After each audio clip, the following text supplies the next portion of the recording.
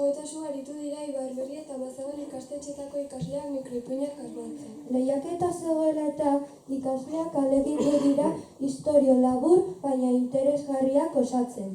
Eta epaimahaikideak nahiko lana izan dute hoberenak aukeratzen. Azkenean erabaki bat hartu dute, eta hauexek dira LH5 eta 6 eta DBH1 eta 2ko mikroipuinen irabazleak. Enara Etxarri Urbizu, Adur Goikoetxea Arebalo, Inas Rodriguez Etxarri eta Izea Pezetxea Goikoetxea. Mesedez datozela Enara, Adur, Unas eta Izea. Haien saria jasotzera eta haien ipuinak irakurtzera.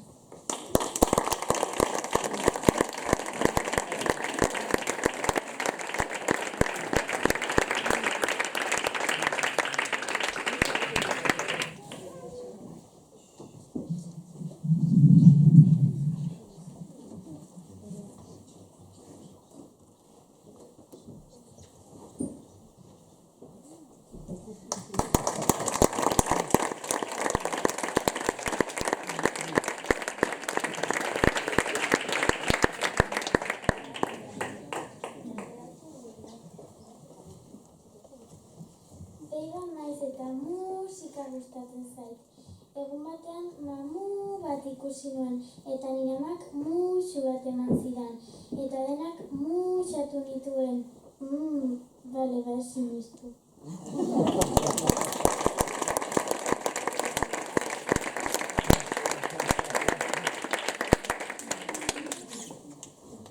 Loreak zer nahi?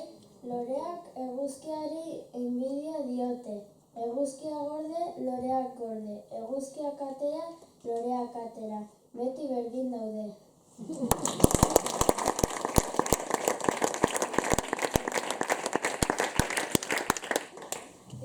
Orain, Aizea Pezetxearen mikroipuina irakurriko dut bera falta delako. Plastikozko poltsa. Kalean barrena doa eta ikustezina dela konturatzen da. Halako batean, haize bolada batek plastikozko poltsa bat altxatzen du lurretik. Aurpegian itxasi zaio eta kendu orduko konturatu da barnean mezu bat dakarrela. Honela dio mezuak. Hori gabe ezin zara bizi, zaindu ezazu. Horrek zure barnea deskribatzen du. Zu zarena azaleratu zaitez. Hori gabe ez duzu barne kolorerik. Kolore ematen jarrai ezazu. Gauzak sentiarazten dizkizu, sentitzen jarrai ezazu. Zarena azaleratu zaitez, besteei atsegin ala ez. Zeu zara ez beraiek.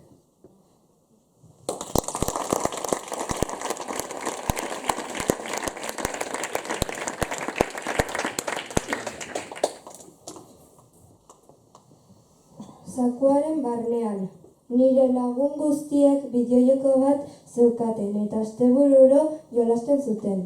Nik ordea bideojoko bakar bat ere ez nuen. Orduan, Alakoten sartu eta nik nahi nuen bideojokoa eskatu nuen. Egunak eman nintuen zain eta halako batean txirina jo zuen.